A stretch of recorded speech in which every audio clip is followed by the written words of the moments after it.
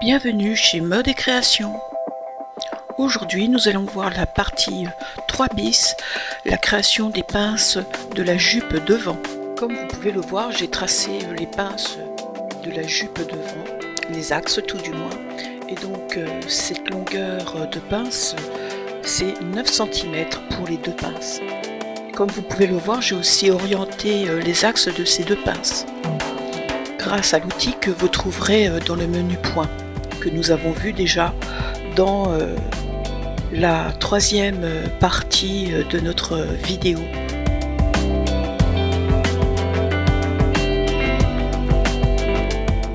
Comme je vous l'avais dit dans l'autre vidéo, j'ai trouvé une autre technique pour poser les points qui constituent les forces de pince de notre jupe devant. Donc vous allez pouvoir profiter de cette technique. Regardez bien, bien évidemment je vais vous expliquer le processus. Alors pour cette technique, nous allons utiliser l'outil de projection d'objets, enfin de déplacement d'objets. Justement, grâce à cet outil, vous allez voir que je vais pouvoir projeter les points. Alors sélectionnez le point, validé par la touche entrée, et par la suite, orientez le point dans la direction où vous voulez qu'il se place. Dans le tableau qui apparaît, vous appuyez sur Fonction. Là, vous activez l'angle des courbes. Voilà, comme ceci. Puis par la suite, vous allez tout simplement chercher le nom du point qui est concerné.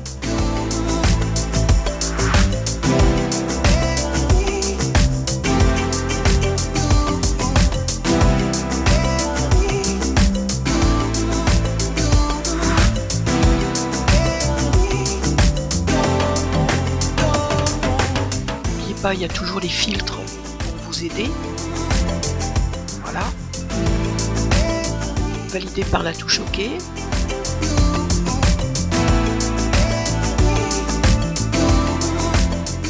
Posez votre valeur, cette fois-ci en négatif.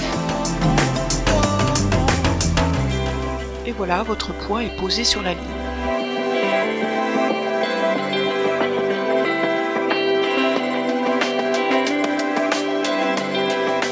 Puis je vais dans le menu ligne, je clique sur ligne et je trace les côtés de ma pince.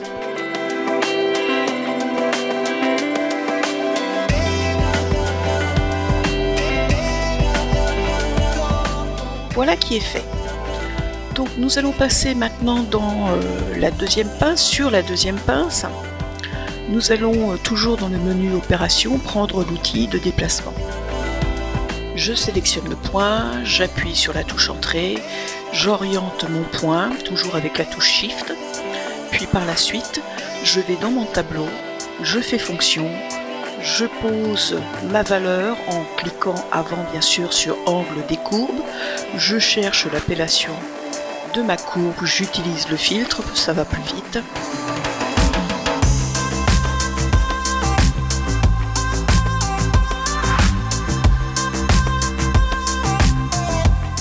Cliquez sur OK, posez en longueur votre mesure. Là, vous remarquerez que c'est du positif. Alors dans ce qui arrive là, c'est la même procédure, mais vous verrez que je ne passe pas par les angles de courbe. Je vais me fier directement à l'angle qui est dans mon tableau de lecture. Je ne fais que poser ma valeur, j'applique et je valide.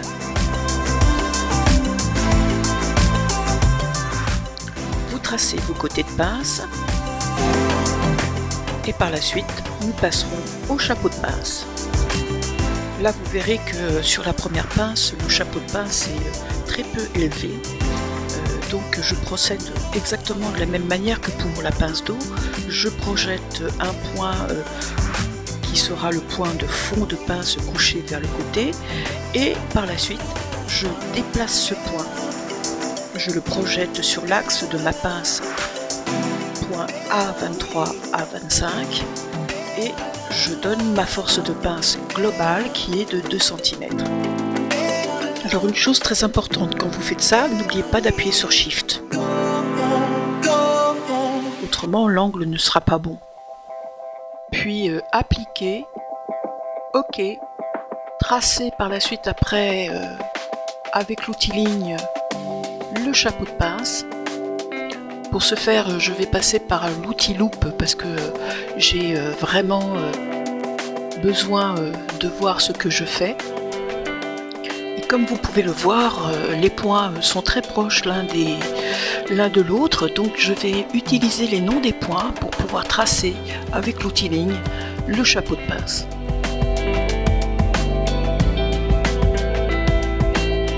Voilà qui est fait. Nous passons à la deuxième pince. Le procédé ne change pas, c'est toujours le même. Je vous laisse donc profiter de la vidéo.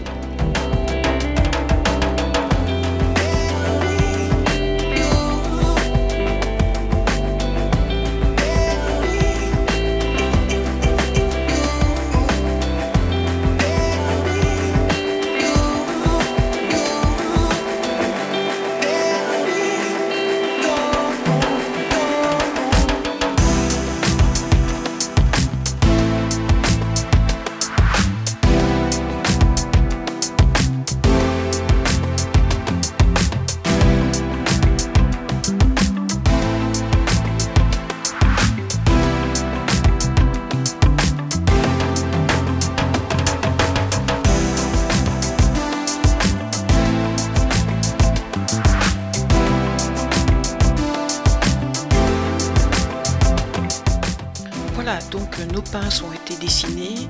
Par la suite, je vais créer des groupes pour effacer les points de projection de fond de pince. Un petit rappel, donc on clique sur le petit œil, puis par la suite, vous allez cliquer sur le point, vous validez par OK, vous nommez votre groupe et après vous cliquez sur le petit œil qui se trouve dans la fenêtre et votre point va disparaître.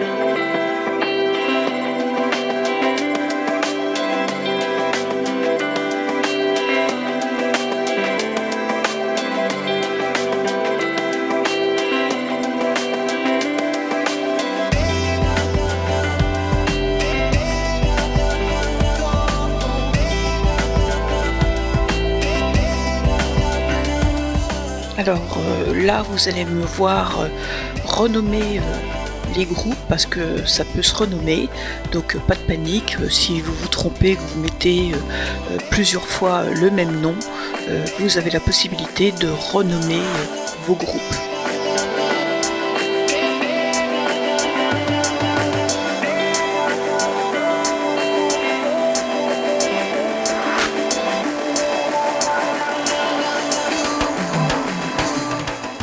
Suivant, nous verrons comment créer les pièces patrons.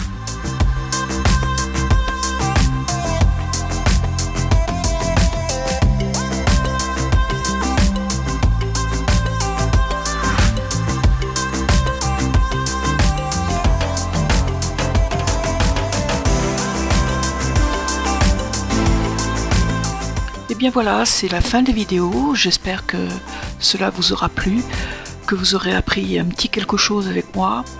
La jupe est finie, comme je vous l'ai annoncé sur cette vidéo. Dans le prochain cours, nous verrons la création des pièces patrons. Petite vidéo, pas très longue, vous verrez que c'est pas très compliqué à faire. Je vous remercie de m'avoir regardé et à bientôt.